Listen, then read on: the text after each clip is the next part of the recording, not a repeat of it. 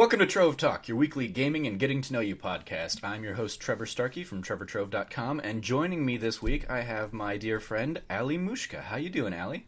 Hello, I'm good. So, for people who don't know you, Ali, even though I'm sure most of them probably do, tell people where you're from on the internet, at That Little Fly, right, on Twitter. Yeah, at That Little Fly everywhere. On Twitter, youtube.com/Ali Mushka. That's pretty much my main two spaces. I am what I've come to describe myself as a video game personality. I started off doing Let's Plays of Dark Souls and lore of Dark Souls that gained me a lot of popularity and just kind of was my breaking into the industry or whatever. And I still do that on my channel, youtube.com/Ali Mushka, but I'm also a vlogger. I also do other games when I feel like it. I like it, like Fallout and The Witcher, and a lot of role-playing games, really. And yeah, that's pretty much it. I used to tweet a lot. I'm kind of taking a little bit of a hiatus from Twitter at the moment, just because it is stressful sometimes to always be tweeting, and sometimes you need space just to be like, okay, you know what, I have other things to do that I need to focus on. But I'm also Twitter a lot, at That Little Fly as well. Yeah, and I guess like just known from the kind of funny community, as many of us are. We're creators, but we're also just like friends of the Kind of Funny guys and the Kind of Funny community, and a lot of people recognize us from there just with our proximity with being retweeted by these people or whatever. So yeah, that's where people probably know me. Yeah, and knowing that you were on a bit of a social media hiatus, even though like when we talked about you coming on the show, I don't know, maybe a month or so ago or something, and I want to say thank you for coming on. Even in your little hiatus, I'm glad we were able to do this. Yeah, absolutely. This will probably be the only thing that I do in this time, just because, you know, I mean, we're friends, but there have been, even today, I was like, oh my god, I don't want to do this, but no, I'm here. I don't worry, I get that like every week. Like every week I'll just be like, oh, tonight's the day I'm recording with so and so. Yeah. I wonder if they'll get pissed if I just cancel on them. Right. And then you kind of have to fight through that. And Yep, just be like, no, exactly. this is good. I almost pulled that the first week with Alex. I was like, well, I did pull it, and he kind of like forced me to fight through it. I was like, hey, do you mind if we like reschedule for tomorrow? I just wasn't like feeling it, or like the nerves were getting to me or whatever. He's like, I mean, like tonight's really the best, and I was like, okay, then I guess I'll like throw away the bullshit story I gave you of like, oh, my tech's not working, oh no, and we'll just sit down and do it, and so every week I'm like, okay, don't chicken out, Trevor, just sit down, do it, hope that the other person still wants to do it too, and we'll go and we'll have some fun. So yeah, as I often tell people, like, I love this for the opportunity to get to like visit and hang out with you. I mean, we've especially since Kind of Funny Live 2, we've become like better friends on online and like through DMs and stuff, but we don't talk ever really in person. We don't, because we're not typically at the same shows or anything. So this is probably the first time you and I have actually spoken, probably since Kind of Funny Live. Yeah, exactly. And this will be probably the longest time that we're actually like speaking face to face, because we didn't talk too much at Kind of Funny Live. Just because of the nature of like those events, you know, you're everywhere. Like I way overbooked myself that weekend, because not only was I there, but I was also meeting up with other people. I was tutoring, so I was working with clients of mine that lived in San Francisco. So I was getting up at 8 in the morning, and then I was going out with different people, the bars in the evening, and it was just like crazy weekend that I definitely made a mistake of thinking that I could do too much.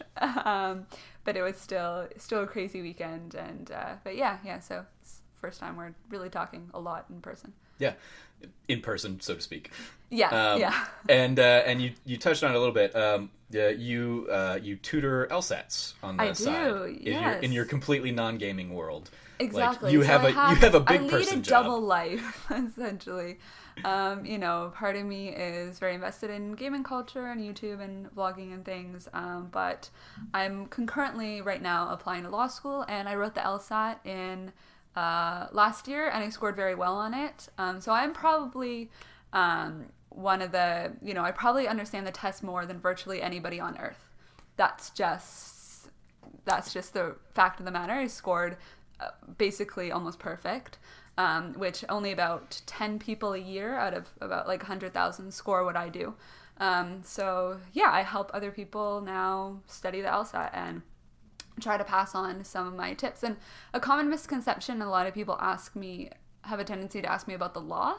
The LSAT has absolutely nothing to do with the law. It's not a test at all of knowledge. It's a test completely of your reasoning skills. So it's all logic puzzles, logic games, and reading comprehension. So there's nothing to study for and memorize in the way that you would at a law school exam. It's basically an IQ test for a very specific skill set that they're looking for to go to law school. And so while there is, an inherent, just intelligence that allows you to do well, there's also techniques that you can use to study and familiarize yourself with the test, and an understanding of logic that I try to pass on to my students. And yeah, I love it. I really fell in love with the LSAT. It's just a very fun test. I think it's a very fair test, and I like teaching it. Awesome. And when you become super awesome, crazy lawyer, and I need a super awesome, crazy lawyer for any reason, you will be the one I call. It's true. A lot of people tell me that. It's great. As soon as they figure out, oh, you're being a lawyer, okay, cool, I'm going to call you when I need help. I mean, I'm not planning on murdering anybody, but if it happens. Just in case, yeah. I do want to study criminal law. That's kind of my interest going in. I think that's the best suit of my interest in helping people and litigating and actually being in court and working in the public interest. So that is actually, I don't just want to be a tax lawyer. I do want to actually help people who have been either prosecute criminals, or help defend criminals. Either way. Nice. There was maybe a 3-month period where I was like, I'm going to do entertainment law. I probably have. I can debate with people. I could probably be fine as a lawyer, and I do theater and whatnot. And we had one of our professors at ASU was an entertainment lawyer and kind of talked about that side of the industry and how that was kind of his in working on contracts and stuff for studios. And I was like, oh, that's fascinating. And then I was like, no, didn't grab me. So I applaud you and the brains that you obviously have to do all of that. Right. You are a continued inspiration in that regard. And thank you. So, good job, Allie. Thank you. So getting into the show proper, for those that don't know, on Trove Talk, we kind of break the show up into 4 parts. The first part, we'll talk with Allie about her gaming history, and then we will discuss her favorite game, and then we're going to kind of step into the realm completely outside of gaming for a topic of her choosing, and then finally we will wrap it up with viewer questions. So without further ado, topic 1, tell me about your gaming history, Allie. What got you into gaming from the earliest days or whenever to now? Yeah, so I first started playing video games when I was 6. So I have this story fairly rehearsed because I've discussed it on my own channel and people often ask me this. So this is the story, okay?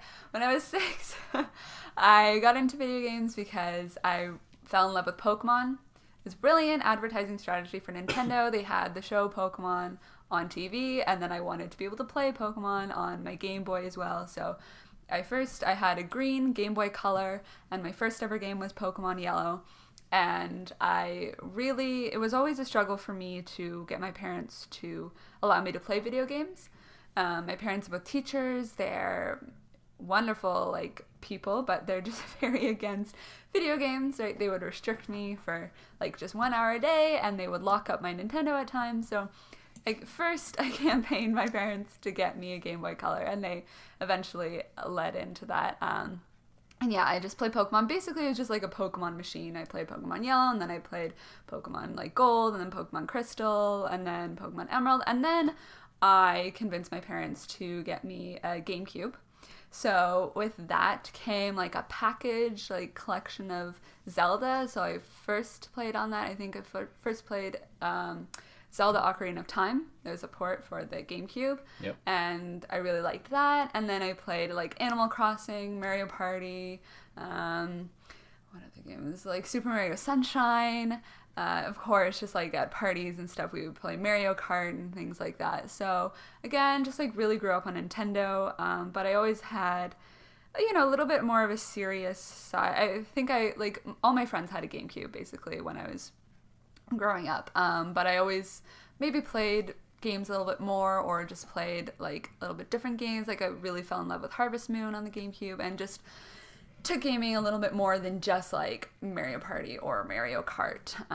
Just for whatever reason, I just really fell in love with it. And again, yeah, I remember my first ever all-nighter was in Animal Crossing, paying off like the final loan for like Tom Nook and paying off my house. That was my first ever all-nighter. And then after that, I got a Wii. And again, every time I was convincing my parents to allow me to buy a console. So on this one, I really sold them on the fact that, I would be active because it came with Wii Sports. And I would play Wii Sports. So of course, I never played Wii Sports and didn't even touch it, but I went out and bought Zelda Twilight Princess. And then I also played like Mario games. I didn't play too much of my Wii besides like Twilight Princess. And then I also started playing the Metroid Prime collection. They had it for the Wii, and I remember playing that, and that was again a taste of more serious gaming, I suppose, like going a little deeper than the average owner of the Wii I think would get. And then I decided that I finally wanted an Xbox 360, doing a little bit more of like hardcore gaming. So that was my first console outside of a Nintendo console, and I ended up. Again, I didn't really want my parents to know that I was getting one, so I took the bus to my local Walmart. Such a rebel getting an Xbox 360. Exactly. And then took my 360, in this big box, just me, like, going on the bus with my 360, really hoping that no one was going to steal it. And the first game I got on because you do not drive. Yeah. You are now learning to drive. I am now learning to drive at the age of 23, so... Yeah, I did not have a car, so I used to do everything on the bus or bike to my local Walmart or like EB Games, which is our GameStop. Yeah.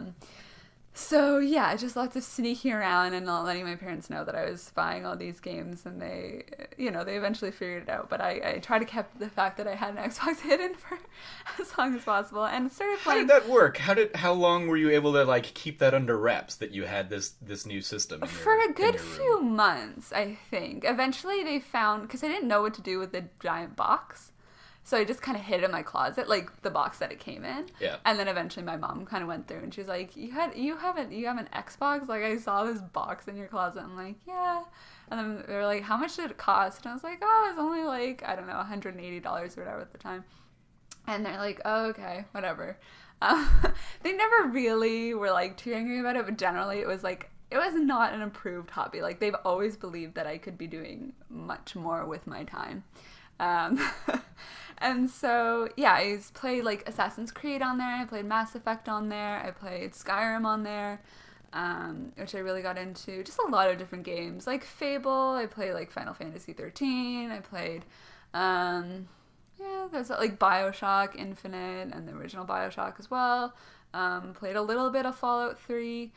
Those are kind of the games that stand out to me there. And then I, in this generation, I guess I made the decision to buy a PS4.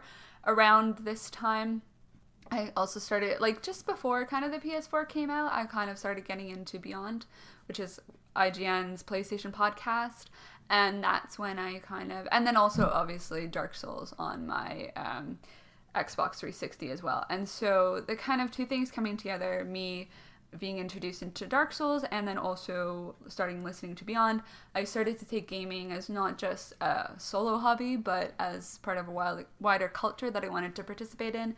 So around the time Dark Souls 2 came out, I started, creating my YouTube channel, becoming much more active on Twitter, and that's kind of, leads us to where we are today. So I've run my channel for about 2 years now. It's going to be coming up on 2 years, and now I mainly just play Dark Souls, and I still, have my love of RPGs like The Witcher 3, and more recently I've gotten very into Hearthstone. And that's kind of because I know you enjoy Hearthstone, have you been following any of the BlizzCon stuff? We're recording this Friday, so BlizzCon started today. Yeah, so I haven't been following too much today, but the World Championship of Hearthstone starts. I think it started today. I was watching that before we started recording. Yeah, I was switching between that and Overwatch, even though I'm not an esports person at all. I was like, it's on, it's a big thing. And there's also they announced a new expansion pack for you for Hearthstone. Oh something. Yeah, wow, I've been totally out of it today. But I'm definitely going to check up on that news because the mean streets of Gadgetzan. Okay. Yeah. It's like some World of Warcraft thing. I don't know. But yeah, Sure. I love watching competitive Hearthstone. I'll definitely be tuning into the next 2 days. I think the World Championships goes on for another next 2 days. I love it. Like, Hearthstone is so good. Yeah, it's like so I had like for Christmas one year, my family gave me like super cheap like Black Friday tablets that like everybody in the family got one. It was like $40 a $40 like dinky, like it fell off of my shelf and like something inside it exploded like like an airbag kind of thing, like exploded, and so it like blew off the back of it, and it no longer works. But I was able to load Hearthstone on that because I never had any like an iPad or anything like that. Sure. So when I got that, I was like, oh, I can finally play this Hearthstone thing that people like. I played Magic the Gathering back in the day, so nice. so I gave it a try, and yeah, it barely ran on the thing, so I did not have a good time with it. So like I played through like just solo or against like the AI or whatever, like one character up to like level, I don't know, 8 or something, and I was like, this is just too much of a slog for me to try and actually do it. But I mean I appreciate the mechanics that are there and everything seems sound and stuff. It's just I don't have the interest in playing it like on PC or something, and don't have the means to play it on the go. So yeah. It's one of those things that you either like it or you don't really like it. I was into it, and then I got kind of into it after I wrote my LSAT, because I think it was because I was looking for some kind of like intellectual stimulation, and I was like, I didn't really like it when I first started playing. I'm like, whatever, this is okay. But then I'm like, I'm really gonna learn how to play. And I'm really going to learn, like, the in and outs of how to play a card game, essentially, and how to play, like, a trading card game. And the differences, like, between an aggro and a control deck.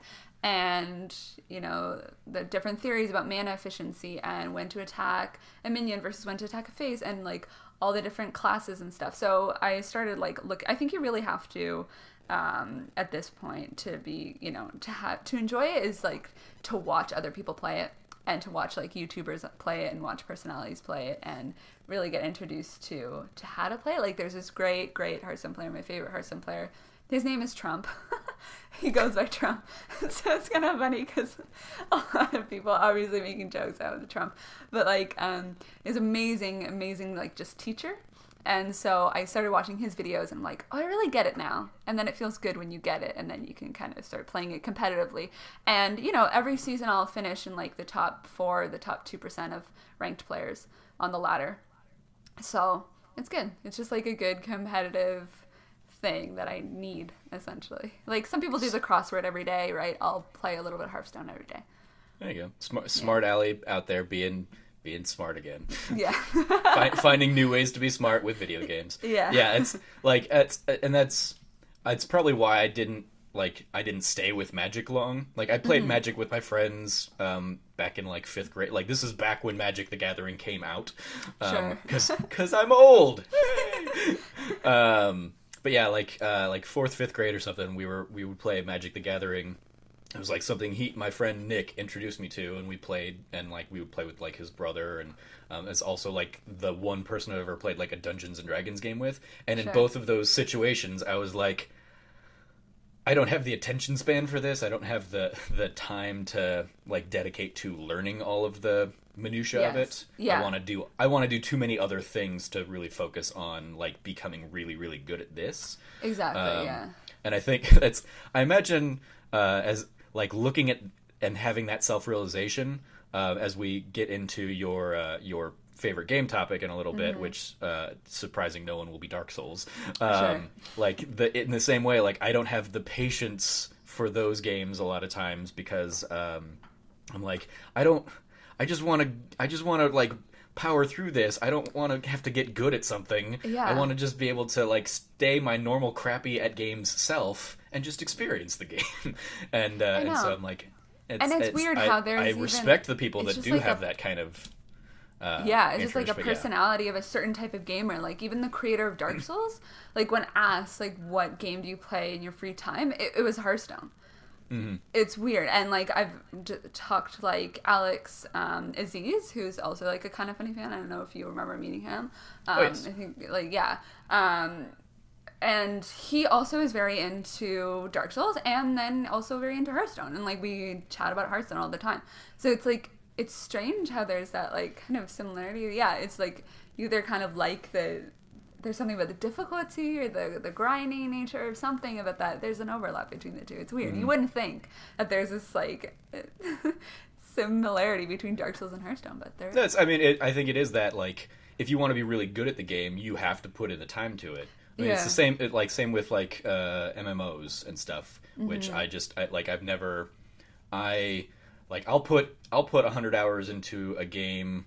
Like Dragon Age Inquisition or like Metal Gear Solid 5 or Fallout, and think nothing of it because I'm constantly doing different things in those games, and I'm getting new experiences. And even though I know in my mind that I would be doing the same thing in something like a Hearthstone or a Dark Souls, there's too much of the same for whatever. Like it's just I can't like rationally justify it because I know that like no, I'm really just hacking and slashing in Dragon Age 2. But it's hacking and slashing and having to like learn a pattern of a boss or something just doesn't connect with me it's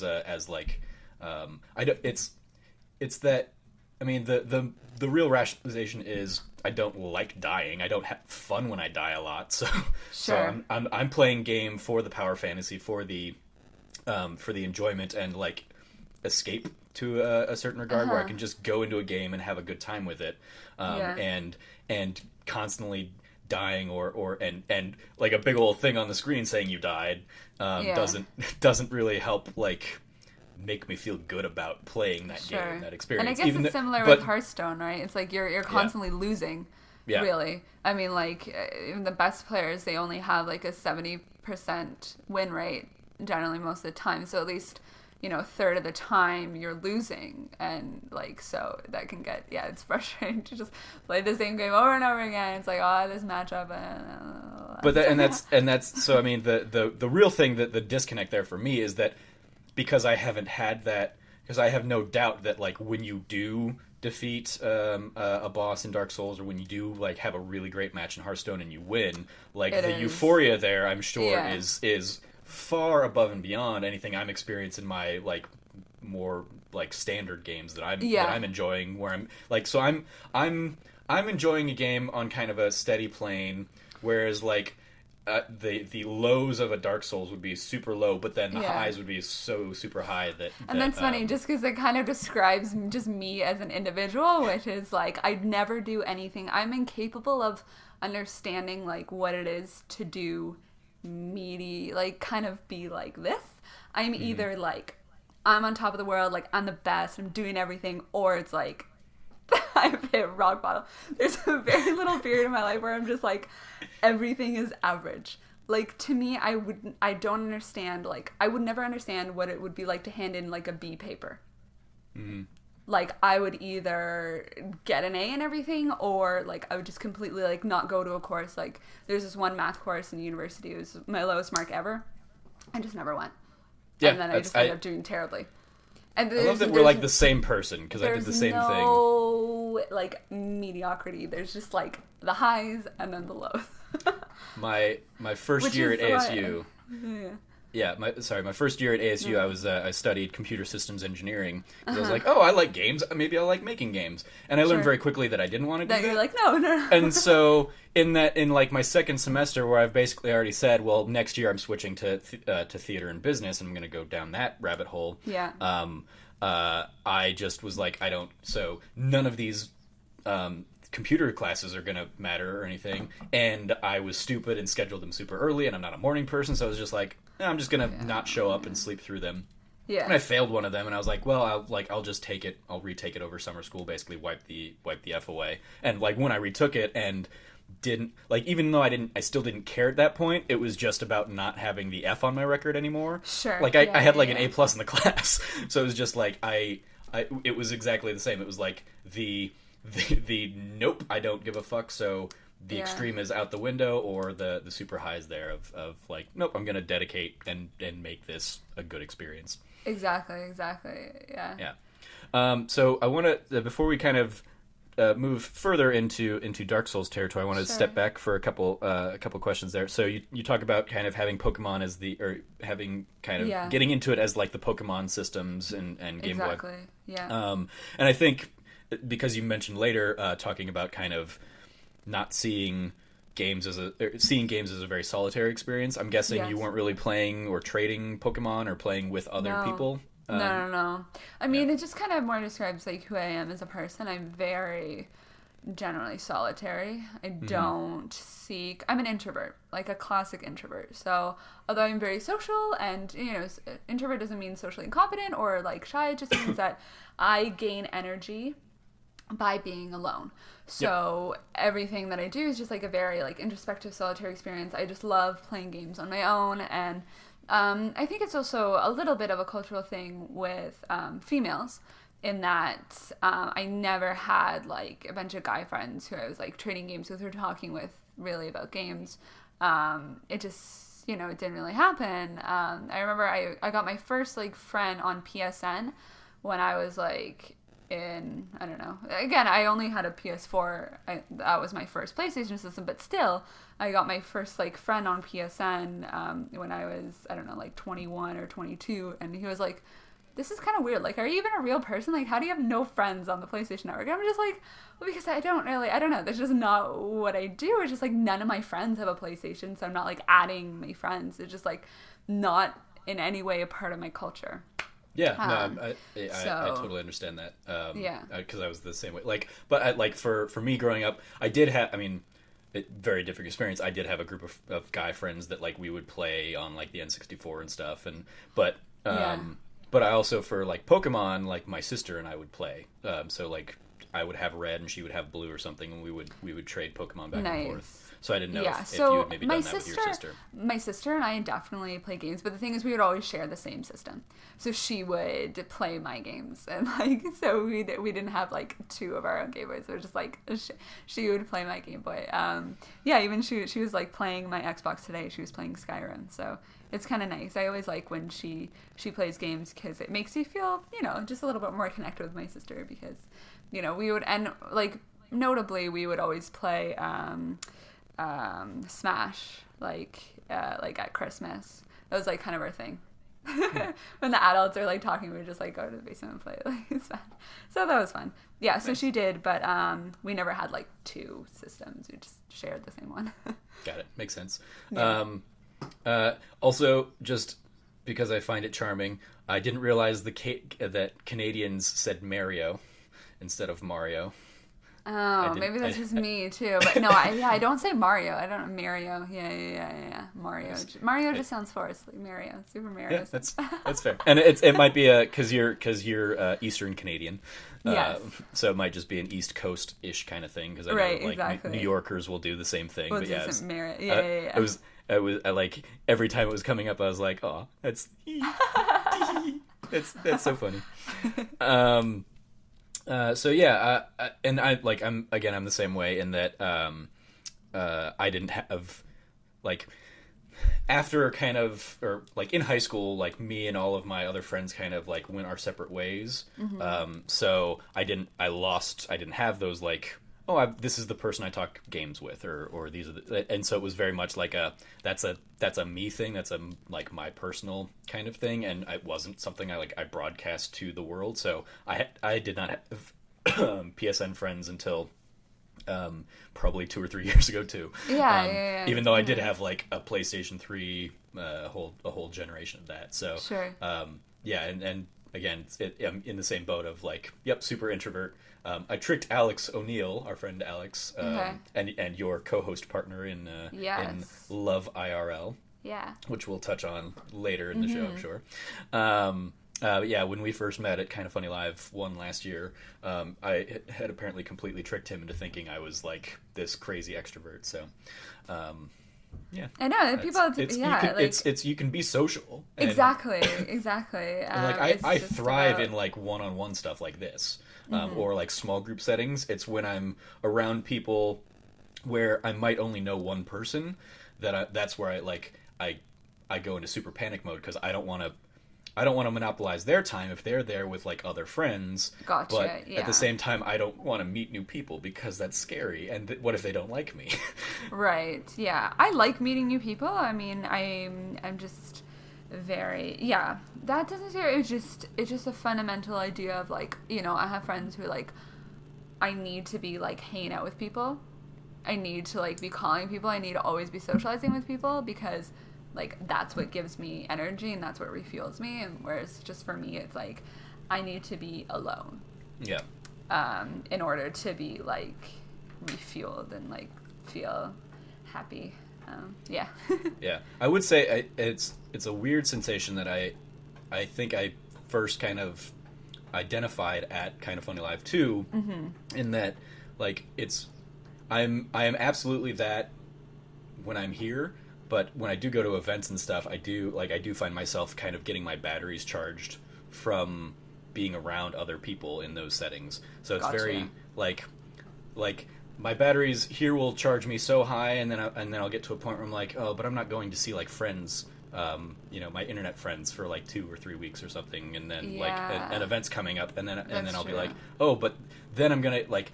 So I'll get like 80% charged, and then I can go out to like a PAX or something, and then I'm like, oh, and now I'm bumped up a little bit higher. Yeah. Yeah. And that'll have to sustain me until...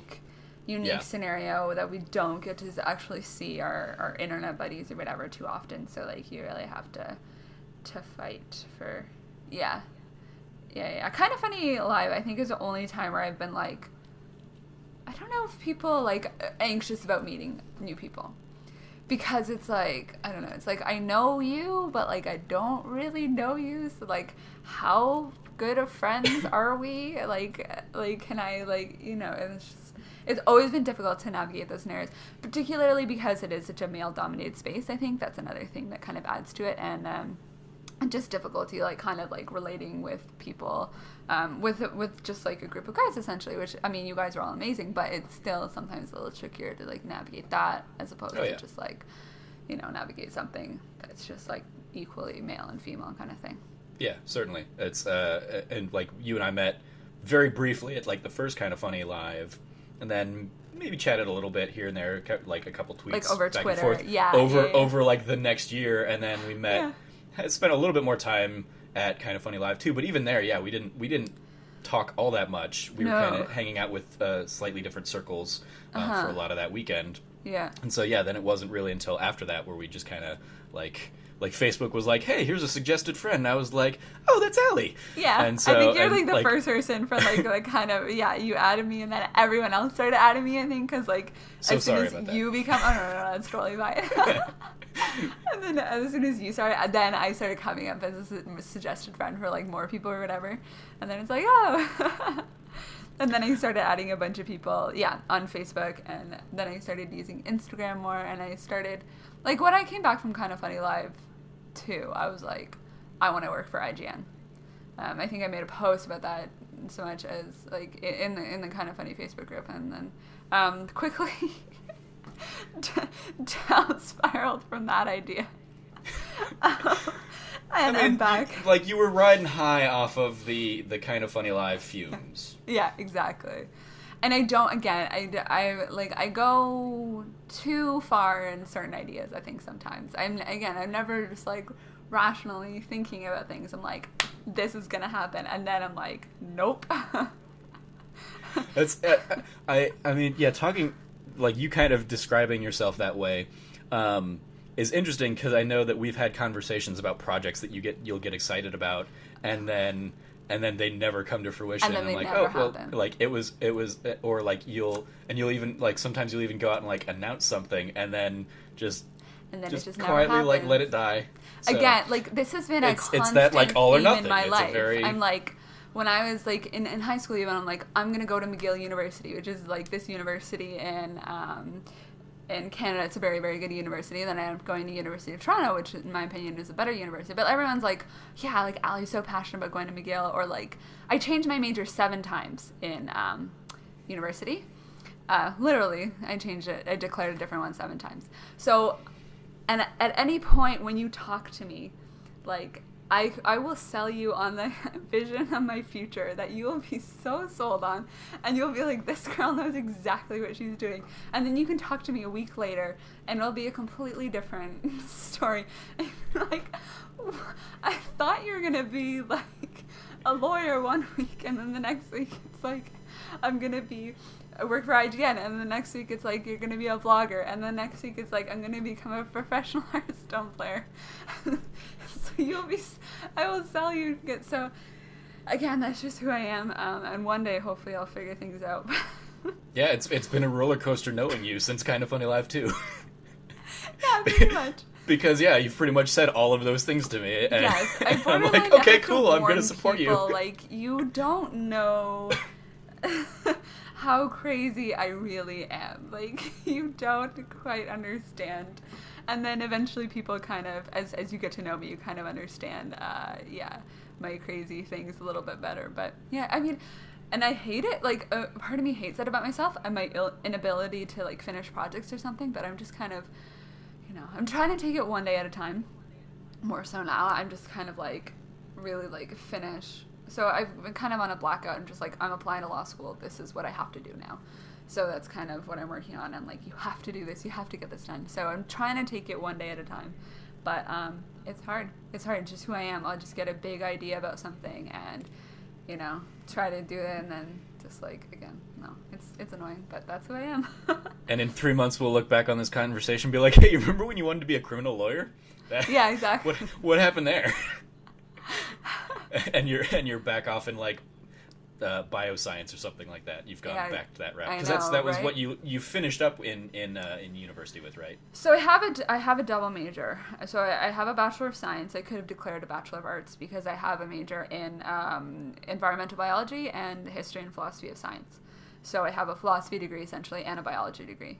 My strength has always been in science. I mean, when I was in the 8th grade, I decided I was going to be a scientist. So I've done research. I've won awards for my science. I've worked with amazing professors. I've done essentially scientific research. I mean, on a very small scale, but I've done essentially what a master's or a PhD student would be doing at the undergraduate level ever since I was younger. Even when I was in high school, I got fellowships to do research, just at a very small level. So that's always been kind of, the basis of who I am. But I've always also been good at humanities, and that's reflected in my other degree. And now kind of going into law school, I think that really it does make sense. I think it feels good. I mean, I will, but I question it every day whether or not I really want to go, because it is scary. Going to law school, law is an incredibly high stakes career.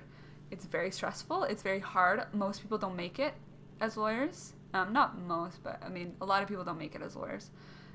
So it's scary going into something like that. And gaming has always been, I think, kind of an excuse for me to not engage with my fears of failure in like a professional kind of adult life that I really want. And it's always kind of been an out for me. Like, oh, I'm just gonna, go, I can just like work as like do YouTube, but I think finally I'm trying to close that door and close it tight, shut behind me, and just like really just move on in so many things, because just continuously, as great as gaming has been, it's also caused me just a lot of undue stress, and just there are elements of the culture that I just really don't enjoy personally. I think it's just a bad fit for me, so I'm really trying to kind of move on a little bit. Understandable. Yeah. And I'd like, I do not at all envy like the problems with the culture that like I know like a lot of us are fighting against and fighting to change kind of the culture and make it more inclusive and not as so gender biased. Yeah. But we're fighting against 20, 30, 40 years of kind of one very dominant voice kind of leading the charge. So as like the middle class white male gamer, I am absolutely in that. And so I've talked about this. I talked about it most recently probably in my kind of, I just finished my whole like first year of writing every day thing, the chain thing that I started with from Alex, and I talked about in there a little bit about like not having like serious self-doubt of if I even wanted to try and do anything in this industry, because I would look around and say the industry doesn't need me. Like that's my biggest weakness.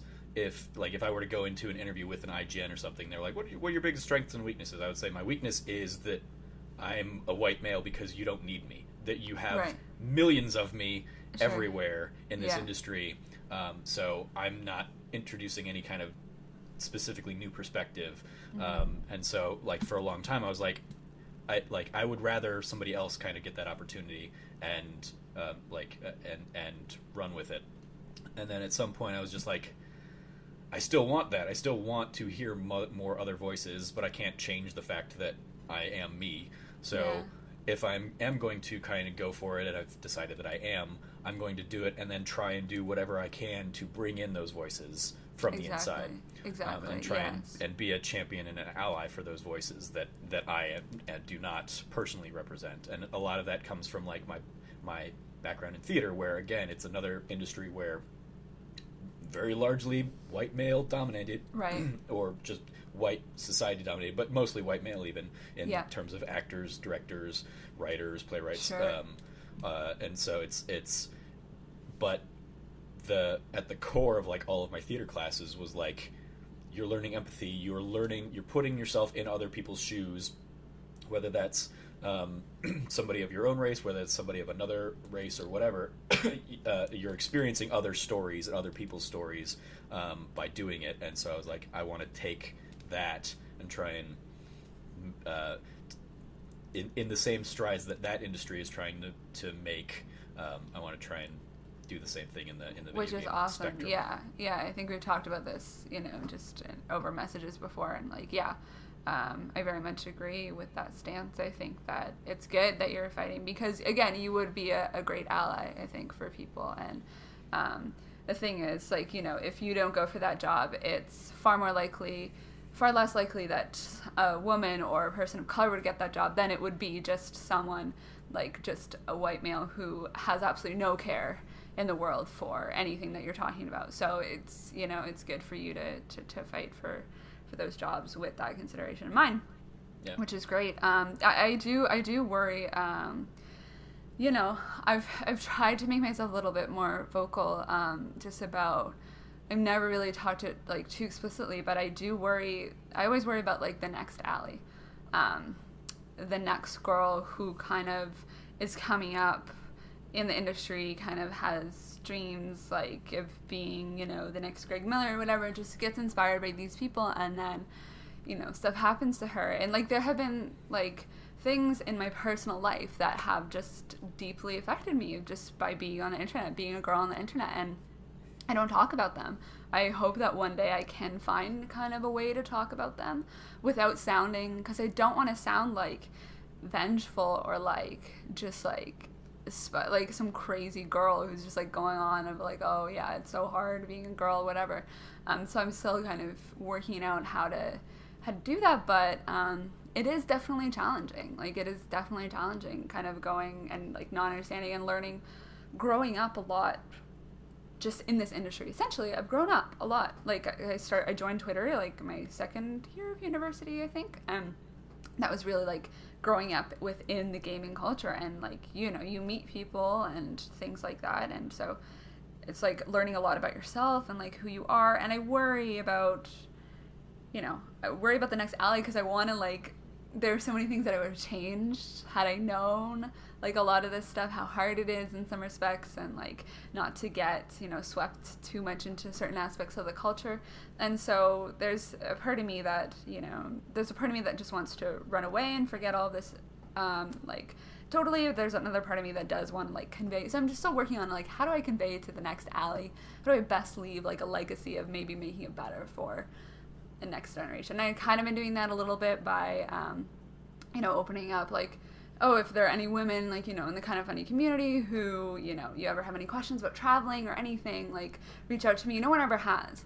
And I mean, I wouldn't either. I mean, like, just like girls kind of, especially like, girls who kind of like, headstrong, go out on their own, like, we're not like boys and like, we don't form like bro clubs as easily. It's like a little bit more difficult for women to relate to each other because we are constantly put into competition for like boys and whatever. So there's always kind of like a little bit of cattiness that just, I think, is societally, influenced. And no one ever has, but I really hope that I can do something eventually to give back a little bit and share my experiences, whether that be, be a YouTube video or something that I write, or just, I don't know. I'm still thinking about it, but hopefully.